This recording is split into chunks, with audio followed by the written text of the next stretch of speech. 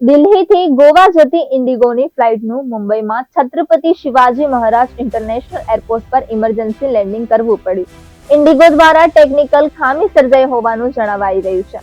ફ્લાઇટે ઉડાન ભર્યા બાદ પાયલટે રાત્રે અંદાજિત 9:25 એર ટ્રાફિક કંટ્રોલને ઇમરજન્સી સ્થિતિની માહિતી આપી હતી। ત્યારબાદ વિમાનનું રાત્રે અંદાજિત 9:42 સુરક્ષિત લેન્ડિંગ કરવામાં આવ્યું હતું। વિમાનના સુરક્ષિત લેન્ડિંગ બાદ તમામ મુસાફરોને સુરક્ષિત બહાર કાઢવામાં આવ્યા હતા। એરપોર્ટ પર પૂર્ણ ઇમરજન્સી પ્રોટોકોલ લાગુ કરાઈ ફાયર ટેન્ડર અને એમ્બ્યુલન્સને સ્ટેન્ડ બાય રાખવામાં આવી હતી। ઇન્ડિગોના પ્રવક્તાના જણાવ્યા અનુસાર દિલ્હીથી ગોવાના મનોહર ઇન્ટરનેશનલ એરપોર્ટ પર જતી ફ્લાઇટ 6E6271 માં ટેકનિકલ ખામી સર્જાઈ હતી, જેને લઈને પ્રક્રિયાનું પાલન કરીને વિમાનને મુંબઈના છત્રપતિ શિવાજી મહારાજ ઇન્ટરનેશનલ એરપોર્ટ પર લેન્ડ કરવામાં આવ્યું હતું।